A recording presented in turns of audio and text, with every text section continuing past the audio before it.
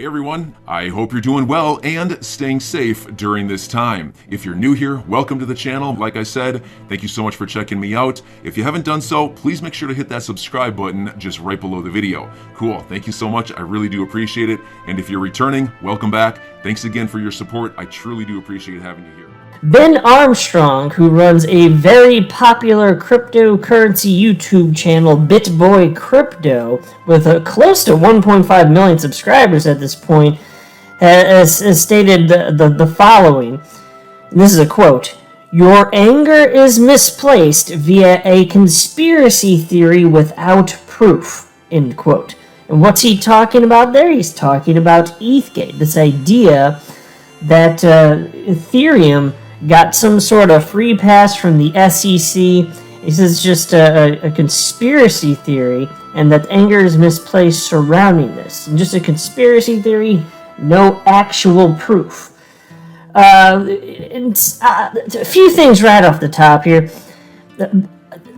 I'm going to share with you all of BitBoy Crypto's thoughts on this, because he put out a really long and I'd say thoughtful thread on this, and thoughtful minds can disagree. That's perfectly fine. I actually agreed with him on a number of points that he made. I disagreed on others, and I love diversity of thought, so this is not, obviously, it better be obvious anyway, this is not an attack on him. I appreciate that he's publicly sharing his opinion, and I'm going to do the same here, and it's okay if you listening disagree with me, or if I ever spoke with him. If he disagreed with me, that's fine. I want to get all the ideas out there, because that's what helps us get closer to the truth, sharing ideas and facts that we know, because no one individual can know everything. But the idea of this being a conspiracy, I'm going to push back against here, because if you just look at the facts surrounding what's going on, like, those are undeniable. Where it starts to get into, I think when people start to frame it as a conspiracy theory, it's more so when you're delving into like the hearts and minds of the individual participants behind this. You could talk about Jay Clayton or William Hinman. We don't for sure know what was going through their minds, but if you just look at the facts surrounding this, there's nothing controversial about this. Like, we're just stating facts, and so that's why I flatly state that there is no conspiracy theory here. But I think that if you have a different definition of conspiracy theory, or if you're talking about different things, you can talk past one another.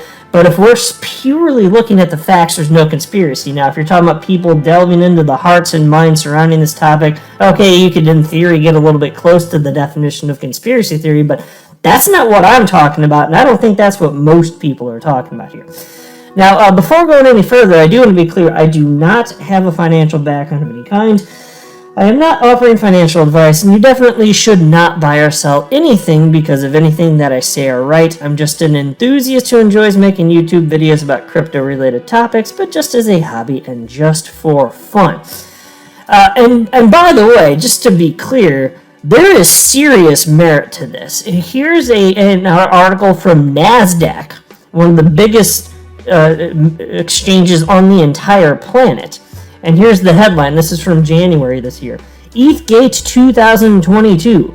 The Ethereum scandal XRP investors are calling bigger than Enron. Well, maybe one or two XRP investors are calling bigger than Enron. I haven't seen that bandied about a whole lot other than this article, to be honest with you here. But what is ETHgate? Here's how they wrote it up. ETHgate is a conspiracy theory that Ethereum received a free pass from regulators.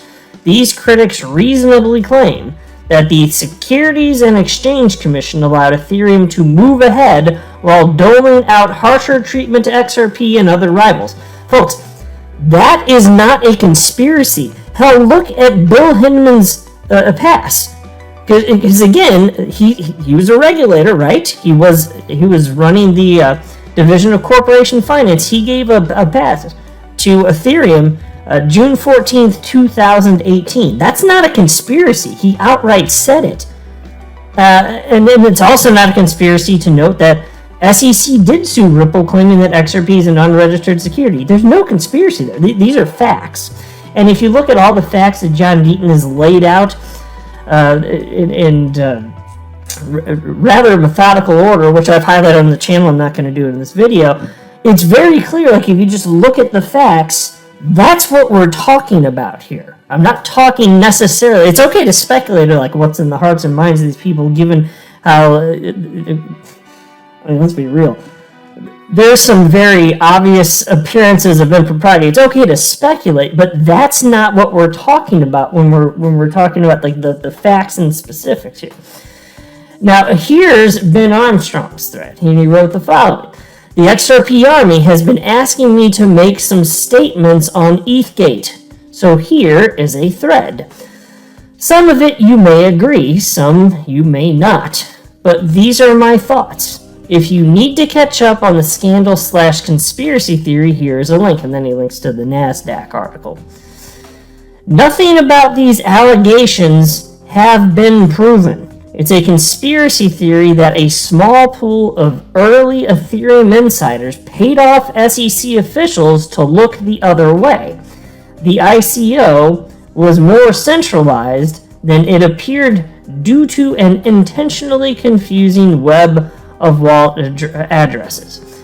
It depends on what you mean by proven. Like, what specifically you're talking about. What has or has not been proven? It's been proven that Bill Hinman did receive $15 million to put forth market guidance that benefited the entity, his former employer, which paid him. Like, that's a fact. And so there's a serious appearance of impropriety. That's not a conspiracy theory. So, was he paid purely to do that? I don't know. I'm not. See, this is what I'm saying. If you're asserting that the answer is yes, then yeah, fine. In theory, you can say it's a little bit closer to conspiracy theory. I'm just saying that there are obvious appearances of impropriety, and the facts that I just stated are not in dispute by anyone. The facts are very clear. And so, given that there's such a long train of facts here, I don't think it's reasonable to state that this is a conspiracy theory. That's just my humble opinion. Ben Armstrong continues. According to the theory, only a few people actually invested in Ethereum, and the foundation manipulated the public to believe that individuals were buying the ICO.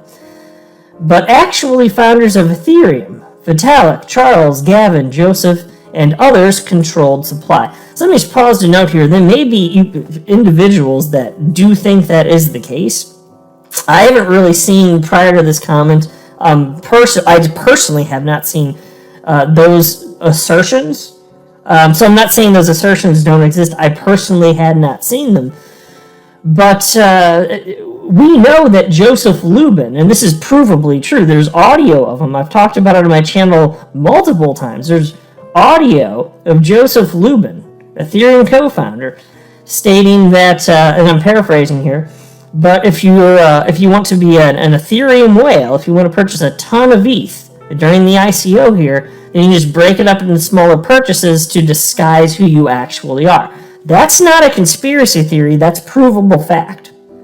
So as far as what who actually purchased the ICO, all that, I don't know if there is evidence of that. I'm not getting into that. I'm talking about the specific facts. That's part of what is known as ETHgate. That's undeniable facts. That's not conspiracy. So on that point, I would also respectfully disagree. But BitBoy Crypto continues, and he says, I know people who invested in the ICO. A lot of people, like in real life. So the question is, if I know people who bought it, where was the cover-up? The sale was very public. So, at a minimum, the public had a fair shot to buy Ethereum ICO and participate in governance, network, etc. So I'll just pause to note here. I don't know. I'm not making an assertion that it's only whales or almost 100% whales or a strong majority of whales that purchased the ICO and it split up a bunch of smaller purchases. I'm not making that assertion. I'm flatly stating I don't know. I don't have that data. Ben Armstrong, though, I would say this. I believe what he's saying here. I have no reason not to believe what he's saying here, so it's perfectly fine for him to point this out. But even if he knows individuals if the ICO is sufficiently large, those would just be anecdotal incidents and not necessarily representative of the state of who actually participated in the ICO and actually purchased Ethereum to start with. And then BitBoy Crypto continues. I just scrolled down and I lost my spot. I accidentally scrolled when I didn't need to. One sec here. Yeah, okay, it's right here.